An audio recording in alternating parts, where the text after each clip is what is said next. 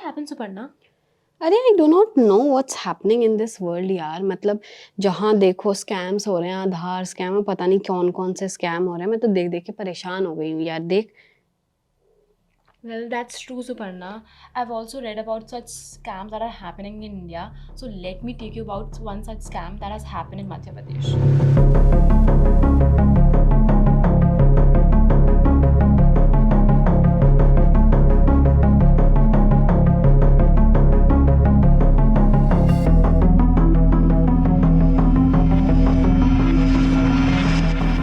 India's most trusted digital identity system, Aadhaar, has once again came under scanner.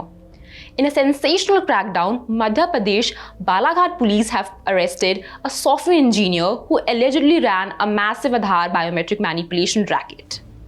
What investigators have found is not just a case of unauthorized updates, but a full-fledged biometric cloning operation that appears to have been active for more than a decade. Today, we break down how this scam worked and, most importantly, how you can protect your Aadhaar from biometric fraud. According to the police, 39-year-old Mohsin Khan has set up a complete Aadhaar updation ecosystem from his residence in Madhya Pradesh.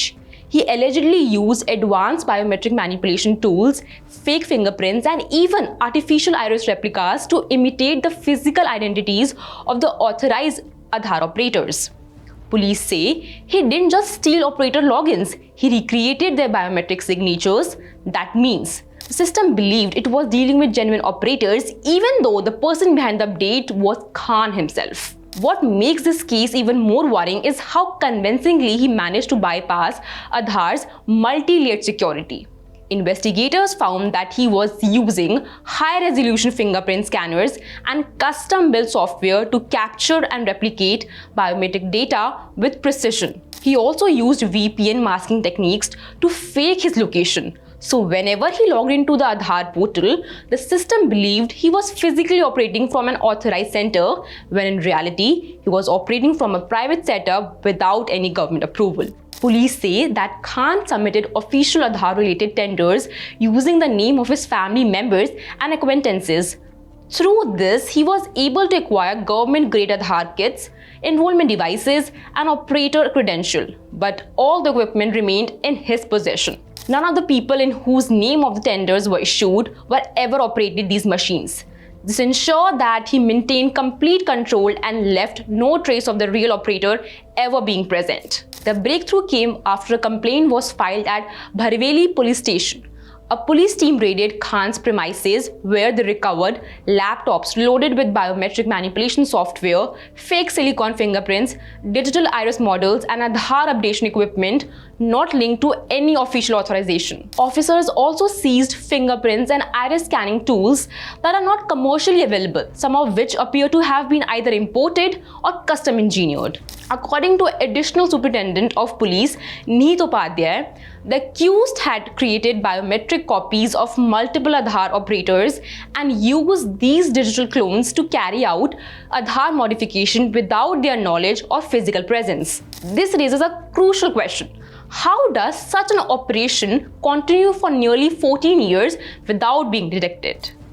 Investigators suspect that the accused may have received technical support or access to network that helped him evade tracking from so long. Police are now analyzing his digital transactions, Aadhaar update logs, device data, and the network of individuals who may have knowingly or unknowingly benefited from his service. UIDAI has been formally informed and more arrests may follow as the investigation expands. But the implication of these cases go far beyond Balaghat. It exposes a vulnerability in the Aadhaar ecosystem that cybercriminals across India are increasingly attempting to exploit. In the last few years, several gangs in states like Uttar Pradesh, Bihar, and Telangana may have been caught using cloned fingerprints, mostly sourced from land registration documents, voter slips, or unsuspecting individuals at common service center to withdraw money using the Aadhaar-enabled payment system. Many victims find out only after they notice missing funds in their bank accounts. This Balaghat operation highlights how dangerous biometric cloning can be if it falls into the wrong hands. Aadhaar is directly linked to banking system, welfare schemes, income tax profits, telecom verification, and digital payments.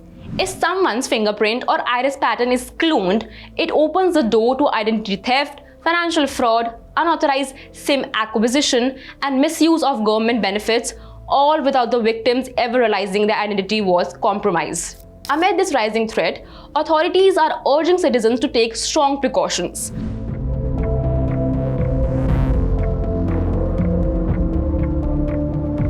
One of the most important steps is to log biometrics through the UIDAI website or the Aadhaar app.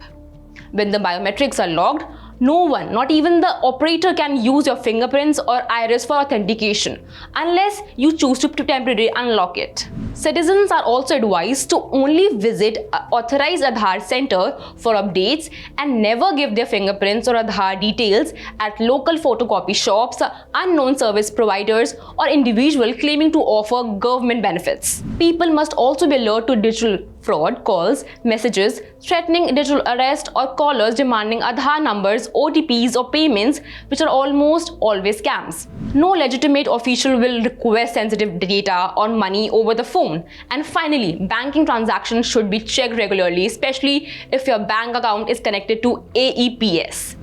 If something feels suspicious, it must be reported immediately through the National Cybercrime Portal or the helpline number 1930. The Balaghat biometric cloning case has sparked renewed debate about the robustness of Aadhaar's security architecture. While this system is designed with strong safeguards, this incident shows that these sophisticated criminals are constantly searching for loopholes. For now, Mohsin Khan is in custody and expected to be taken on police remand for deeper interrogation. But investigators believe that the story is far from over. More details, more connections, and possibly more arrests are expected in the coming days. As India increasingly depends on digital identity systems, cases like this serve as a reminder that the safety of our biometric is as important as the safety of our financial assets. And protecting it requires vigilance from both authorities and citizens. So if you have ever experienced identity misuse or digital fraud, share your story in the comments and we will try to cover it in our next video.